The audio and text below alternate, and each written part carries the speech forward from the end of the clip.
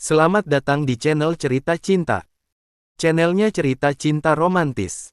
Apa kabar sahabat cerita cinta? Semoga senantiasa diberikan kesehatan. Disclaimer. Cerita ini hanya fiktif. Jika ada kesamaan tokoh, tempat dan cerita, itu hanya kebetulan semata, tidak ada unsur kesengajaan. Sebelum lanjut mohon dukungannya dengan like dan subscribe dulu. Dikhianati istri, diganti model cantik, bagian ke-31. Bella masuk ke kamar, tetapi tidak langsung tidur. Gadis itu malah melihat ulang acara talk show kemarin di channel YouTube. Karina masuk menghampiri sang anak, lalu duduk di sampingnya dan menonton bersama. Wanita itu menatap wajah Bella, saat ia mendengar namanya disebut di acara tersebut. Sayang, kenapa kamu hanya menyebut nama mama saja? Harusnya kamu menyebut nama ibu kandungmu juga. Dimanapun dia berada, ibu kamu itu pasti menonton acara ini di TV. Hatinya pasti akan terluka, karena dia merasa tidak dianggap. Itu memang tujuanku, batin gadis remaja itu berbisik sambil tersenyum penuh kemenangan. Apa kamu tidak ingat sama ibu kandungmu sendiri? Dia kan yang sudah melahirkanmu, sambung Karina seraya menyingkap rambut sang anak yang menutupi sebagian keningnya. Bella hanya ingat, saat dia meninggalkan Bella dan ayah. Setelah itu, hati Bella hancur. Gadis itu mencoba menahan emosi ketika mengingat masa lalunya. Karina merangkul sang anak dan mencium kepalanya. Menjadi seorang ibu itu tidak mudah. Nanti kamu akan tahu setelah menjadi seorang ibu. Sejahat apapun ibumu, tapi di hatinya pasti ada rasa kasih sayang untukmu. Soal dia yang sudah menghancurkan hatimu, itu tugas Allah yang membalasnya. Tugas kamu sebagai anak hanyalah menghormati dan menyayanginya. Bella mengucek mata berpura-pura mengantuk, karena malas membahas ibu kandungnya. Iya mam, Bella paham. Sekarang Bella mau tidur dulu. Ngantuk banget nih. Karina mengangguk seraya tersenyum hangat dan menyelimuti tubuh sang anak yang sekarang sudah bertambah tinggi. Kemudian, ia keluar dan kembali ke kamarnya. Hari ini, setelah suaminya pergi bekerja dan sang anak berangkat ke sekolah, Karina berkunjung ke salon Susanti untuk pertama kalinya, setelah sekian lama tidak melakukan perawatan kecantikan di sana. Wah, ada Bumil datang. Cus, Cin silahkan duduk, sambut Susanti yang memakai roll rambut di alis dengan riang gembira. Udah lama ya Nek, you tidak ke Sindang untuk perawatan. Ah, gue mah udah cantik dari pabriknya. Enggak perawatan juga tetap cantik. Cetus Karina seraya duduk di kursi yang sudah disediakan oleh makhluk itu. Lubang hidung Susanti seketika melebar saat mendengar ucapan sang teman. Iya, tapi tetap Eike lah orang yang paling cantik dan seksi di muka bumi ini. No debat. Terserah lu, gue mau potong rambut nih, udah kepanjangan kayaknya ribet. Karina membuka ikat rambutnya.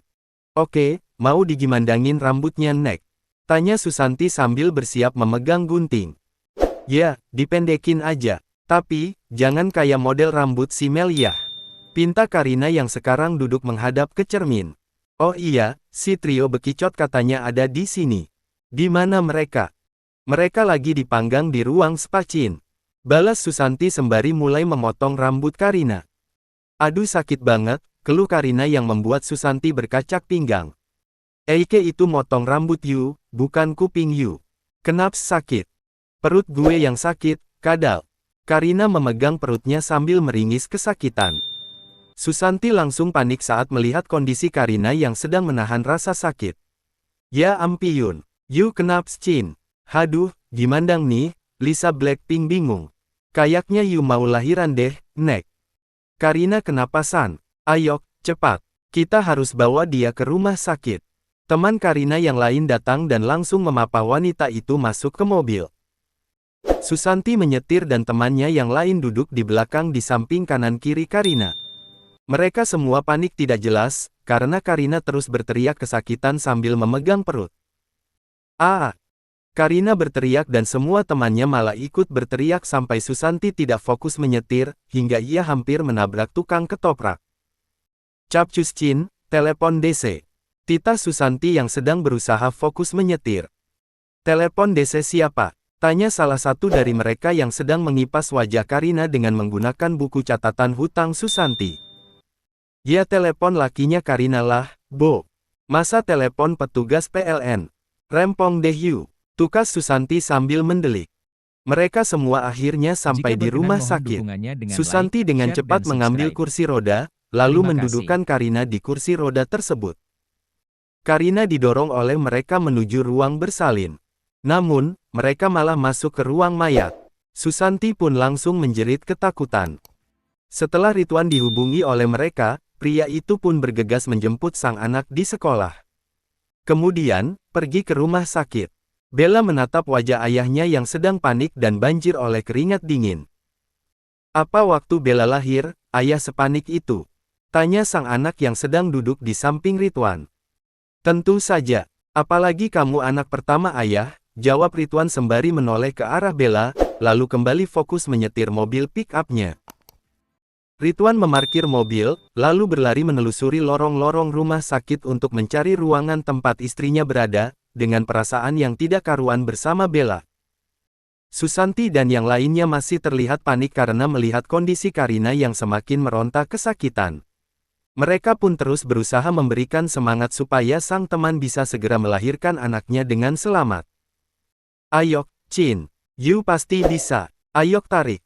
Apanya yang ditarik? Napasnya, Oneng. Ayok, tarik napas, lalu ngeden kayak mau bab. Terus Rin, semangat. Lu pasti bisa. Ayok, keluarin tenaga dalam lu Rin. Diam, Jika berkenan teriak mohon bidan yang dukungannya dengan menangani like, proses share, dan persalinan subscribe. Karina. Saya jadi Terima tidak kasih. bisa konsentrasi kalau kalian berisik seperti itu. Lebih baik, kalian tunggu saja di luar. Oke Chin, cus. Biarkan Karina ditangani sama tuh bidan garang. Tidak lama kemudian, Ridwan dan Bella pun tiba. Di mana istri saya? Di dalam lagi ngeden. Masuk aja, mungkin Karina akan lebih semangat kalau ada elu di sampingnya, saran salah satu teman Karina. Bella malah menutup telinga dengan raut wajah yang ketakutan, saat mendengar ibu tirinya itu berteriak-teriak kesakitan. Ridwan lalu menarik pergelangan tangan sang anak untuk ikut masuk melihat proses persalinan Karina. Namun, gadis itu menolak ajakan dari sang ayah. Bella tidak mau melihat mama yang lagi kesakitan ya. Bella tidak tega. Ayok ikut. Supaya kamu tahu perjuangan semua ibu saat melahirkan anaknya ke dunia ini, termasuk ibu kandungmu, saat melahirkanmu dulu, bujuk Ridwan dengan lembut. Gadis remaja yang masih mengenakan seragam sekolah itu malah berlari, sampai menubruk tubuh sang ayah. Susanti pun langsung bergegas mengejarnya. Say, tunggu Eike. Susanti menarik tangan Bella. Kenapa ayah selalu membahas wanita itu? Bella benci sama ibu kandung Bella. Kenapa semua orang tidak mengerti, kalau hati Bella sangat terluka oleh ulahnya? Bella mau jadi anak mama Karina bukan anak dari wanita itu. Tangisan Bella pecah di tengah-tengah keramaian aktivitas rumah sakit. Mata Susanti melihat ke sekitar.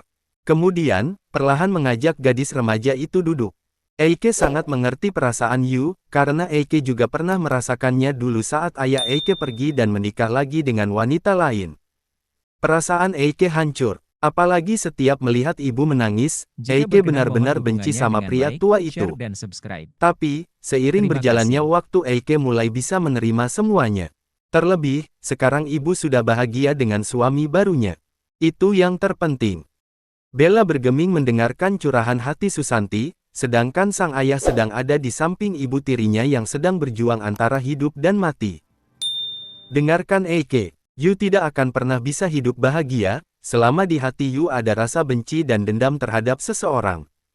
Tidak kita balas pun perbuatan mereka yang sudah menghancurkan hati kita, mereka akan dapat balasannya sendiri.